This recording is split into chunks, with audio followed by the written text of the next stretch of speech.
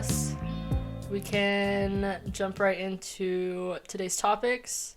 I think you're up first with the new rules. Yeah, so I guess we wanted to, just kind of discuss, really, take a look at and discuss the new rules and what they mean and, sort of their general effects. Because I feel like whenever you're watching F1, the races, they're like, the new rules, but they might mention one thing, but, they don't really dive into it too much. So I just feel like it's good to familiarize it. Or before the season starts. So anyway, so I did a bit of reading, and so I basically have a bunch of things that are changing.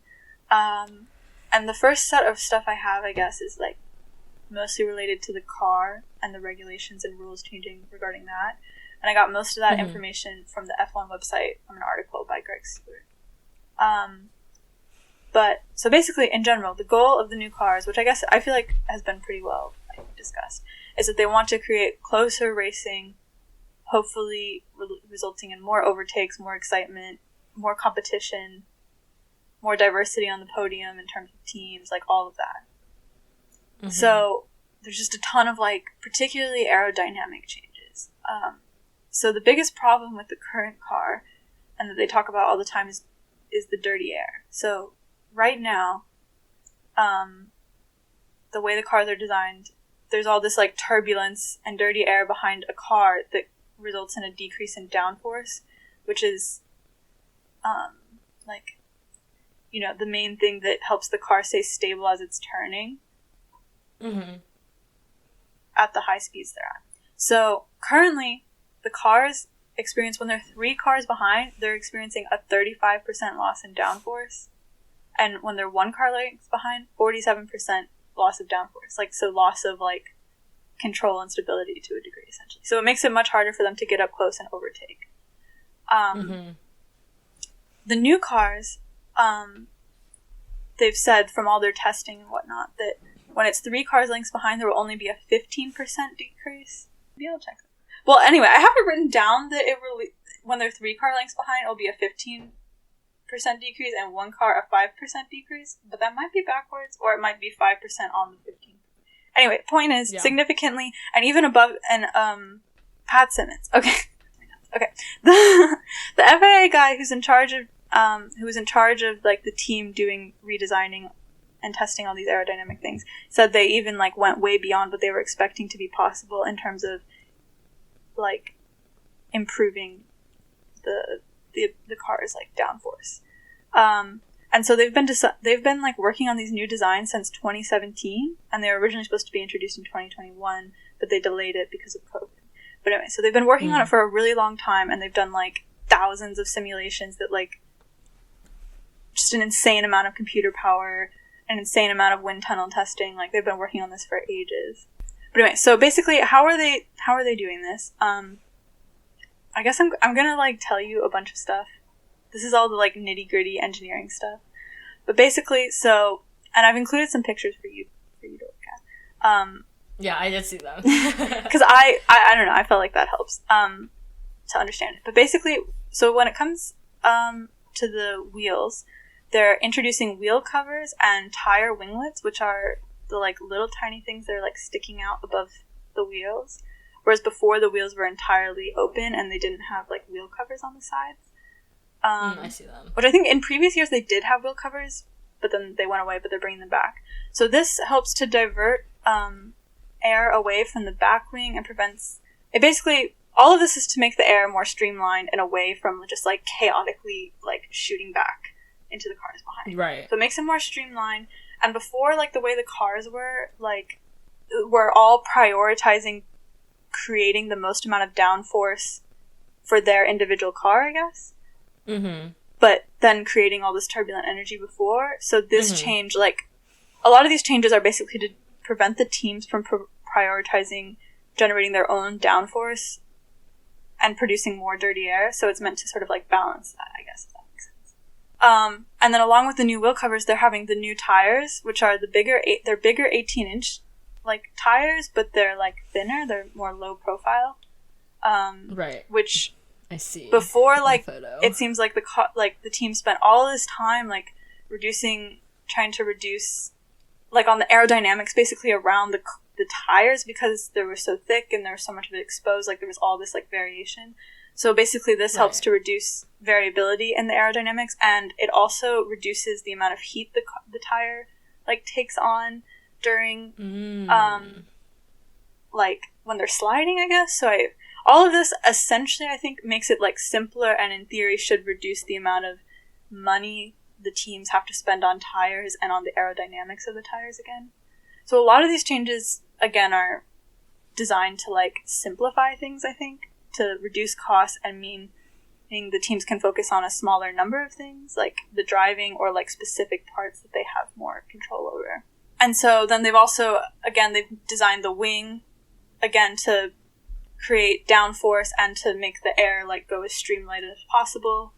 One of the biggest changes, which I thought was interesting, is the new floor design, which, again, is very complicated. Again, I don't fully understand all this stuff, but basically they're bringing back something that was innovated in the 1970s, in 1977, and then which they outlawed in the 1982, which is this design that generates more ground effect, which I guess is, like, generates what they're calling sort of a more benign downforce, and that now the way the downforce is generated, it creates, like, these vortices, spinning air, I guess, that is heavily affected when it's behind another car and, like, decreasing the downforce. But this one is just, I guess, more, like, focused on the own car, I guess, and can happen regardless of how close it is, based on an upside down airplane, basically, to generate all this, like, downforce, like, forcing the car into the ground. So, like, they brought it back, or they, like, innovated this in the 70s, where it, like, literally, like, looked like an upside down airplane wing under the car, and, like, all this extra stuff. They're not doing all of that, but they are bringing back these, like, tunnels, I guess, under the car that, like, the air can go through to, like, force it down, essentially. This is the last photo, right? No, I think it's the second photo here, or the second to last photo. Oh, okay. Which has the wrong years on it, but I think is roughly showing, like, currently there's this, like, step design, but now there's sort of, like, this more streamlined and more, like, tunnel-like right design. Yeah, I see. They've also, which I think is probably, I think the coolest parts of the new design are the new front wing and the new rear wing. So they're also redesigned the new rear wing, which creates, like, what they're calling a mushroom wake. So it's wake, which is, like, it's being more narrow, and, like, the way the tips are, they're more rounded. You know, currently they're, like, very angular. They're, like, rounded. So that, like, forces the air, like, a lot higher. So it should be a lot more of the dirty air will be above the car that's coming behind it. Right. And just, so they're less disadvantaged. Yes, exactly. From the dirty air. Okay. And just in general, I think the car, at least the demo car they released, I think it looks really cool. I don't know what do you think in terms of the iridescent? I mean, first of all, just, like, how shiny it is. It looks crazy. But, like, I think I like the mix of the angular and the rounded edges. I think it's, like, the current car is very, like, angular and straight lines, I feel like. Yeah. I don't know. I guess maybe they've done the iridescent to make it look sense, extra cool. though, for the purpose of, like, aerodynamics, it makes sense that it's now less angular of a design.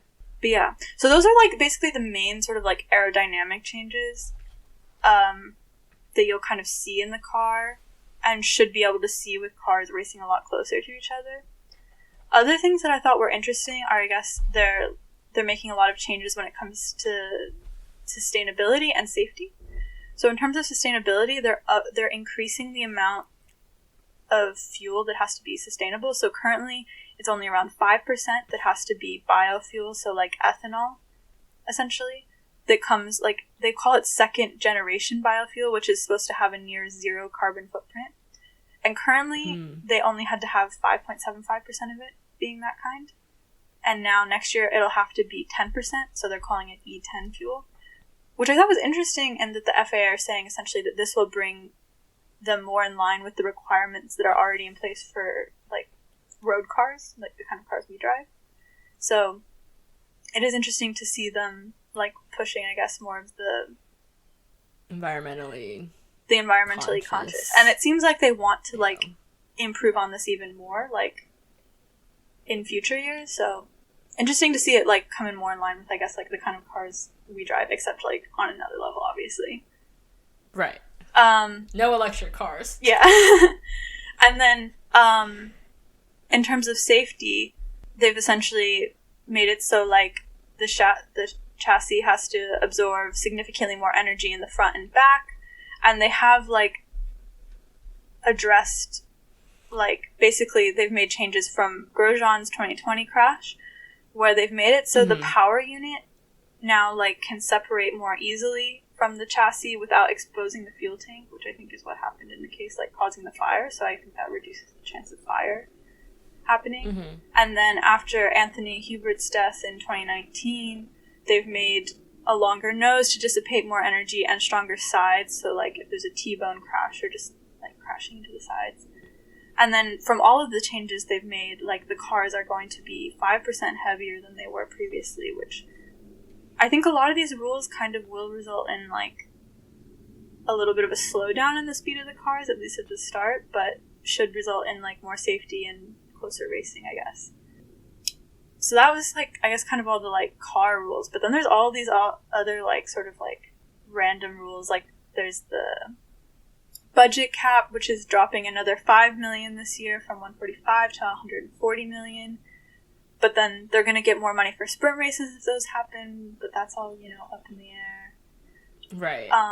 One thing that I learned that I think was especially new for me, which I didn't realize, and again, all of this designed to create, like, closer competition between the teams, is the time they get in wind tunnels to test is now going to be based on where they placed in 2021. So essentially, there's like a baseline amount of time, but the team that finishes in last is going to get more than the baseline amount of time, and like the team that finished first, Mercedes, will have significantly less time than the baseline. So it's like a sort of like tiered thing, which I thought was really interesting as like a very specific way like to sort of to make it close more even, the gap, or like almost like an equity kind of focused like policy rather than just like making everything the same, but to give the struggling team extra like help almost, which I feel like is, I don't know, different than, I mean, that's like the same thing in terms of like the money aspect of it, of having that budget cap. It's like, okay, well, now these bigger teams are going to have to figure out in what ways can they like lower the amount of spending that they have, because they've obviously been spending more than the cap is now. And then these smaller teams are like, okay, where can we pick up sponsors that we can kind of reach that cap? So then, okay, like it's pretty even of a competition at that point, or more even, I should say.